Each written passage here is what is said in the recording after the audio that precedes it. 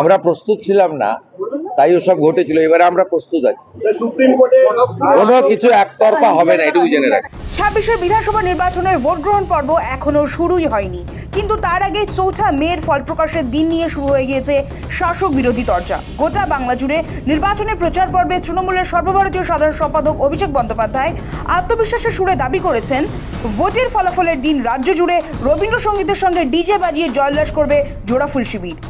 কিন্তু যারা বাংলাকে বঞ্চিত করেছেন, আমাদের লাইনে দাঁড় করিয়েছেন আর আমাদের বাংলাদেশি বলে দাগিয়ে দিয়েছেন, 4 তারিখে রবীন্দ্রসঙ্গীতের সাথে হালকা করে একটু ডিজেও বাজবে।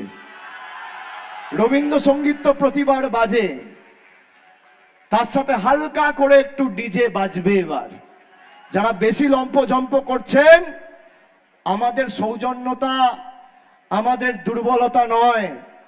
তবে অভিষেকের এই মন্তব্যকে নিছক জয়লাস হিসেবে দেখছে না পদ্ম শিবির, বরং একে ভোট পরবর্তী হিংসার পরোক্ষ হুঁশিয়ারি হিসেবেই মনে করছেন বিজেপি প্রার্থী শুভেন্দু অধিকারী। আর সেই সূত্র ধরেই সোমবার কড়া ভাষায় পাল্টা হুঁশিয়ারি দিয়েছেন তিনি। ইলেকশন কমিশনের দেখা উচিত, পোস্ট পোল ভায়োলেন্সের কথা ঘুরিয়ে স্মরণ করাচ্ছে। 2021 সালের বিধানসভা নির্বাচনের ভোট ঘোষণার পর রাজ্য জুড়ে যে অশান্তির ছবি দেখা গিয়েছিল, তা এখনও বাংলার রাজনীতির অন্যতম প্রধান চর্চার বিষয়। আদালত পর্যন্ত জল গড়িয়েছিল, তদন্তে নেমেছিল কেন্দ্রীয় তদন্তকারী সংস্থা সিবিআইও। বিজেপির অভিযোগ, সে সময় হাজার হাজার দলীয় কর্মীকে মারধর করা হয়েছিল, অনেকে ঘরছাড়া হয়েছিলেন, এমনকি খুনের অভিযোগও উঠেছিল তৃণমূলের বিরুদ্ধে। 26 নির্বাচনী প্রচারে এসেও সেই প্রসঙ্গ তুলে ধরেছেন কেন্দ্রীয় স্বরাষ্ট্রমন্ত্রী অমিত শাহ। এমনকি কোনো কিছু একতরফা হবে না, তারও স্পষ্ট ইঙ্গিত দিয়েছেন মোদির সেনাপতি। आप बैलेट मशीन पर कमल का निशान ढूंढ लीजिए, ममता के सारे गुंडों को ढूंढने का काम भारतीय जनता पार्टी की सरकार करेगी। टीएमसी ने मयूरेश्वर को बम और बारूद की खदान बना दिया है। 2013 से लेकर 2021 तक हमारे कार्यकर्ताओं को बहुत परेशान किया है या नहीं किया है भाई? जोर से बोलो, किया है या नहीं किया है? मैं आज टीएमसी के गुंडों को कहकर जाता हूं, 23 अप्रैल को अपने घर में बंद रहना, वरना 5 मई को चुन चुन कर जेल की सलाखों के पीछे डालने का काम करें। শুভেন্দু অধিকারীর মতে, অভিষেকের ডিজে বাজানোর মন্তব্য আসলে সেই 21-এর কায়দাতেই নতুন করে হিংসা ছড়ানোর ইঙ্গিত। সোমবার নন্দীগ্রাম ও ভবানীপুরের বিজেপি প্রার্থী শুভেন্দু সাফ জানিয়ে দেন, এবার আর বিজেপিকে অপ্রস্তুত অবস্থায় পাওয়া যাবে না। তার কথায় 21-এর ভোটের পর বিজেপি তৈরি ছিল না, কিন্তু তখনকার সেই রক্তক্ষয়ী পরিস্থিতি বিজেপিকে অনেক শিক্ষা দিয়েছে। একটা কথা তৃণমূলের নেতারা জেনে রাখুক, এবার আর কোনো কিছুই একতরফা হবে না। আমরা প্রস্তুত ছিলাম না, তাই ওসব ঘটেছিল। এবারে আমরা প্রস্তুত আছি।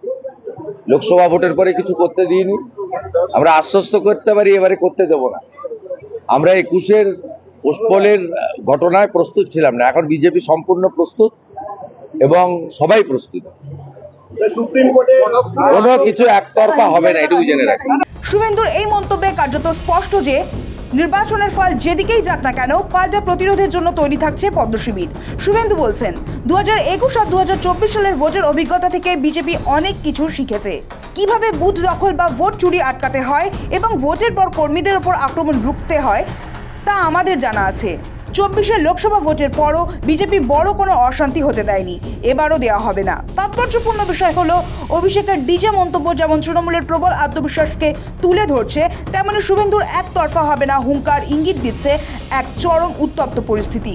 4 মে গণনা কেন্দ্র থেকে শুরু করে পাড়ার মোড়ে মোড়ে পরিস্থিতির নিয়ন্ত্রণ কার হাতে থাকবে, তাই নিয়ে এখন দড়ি টানাটানি তুঙ্গে।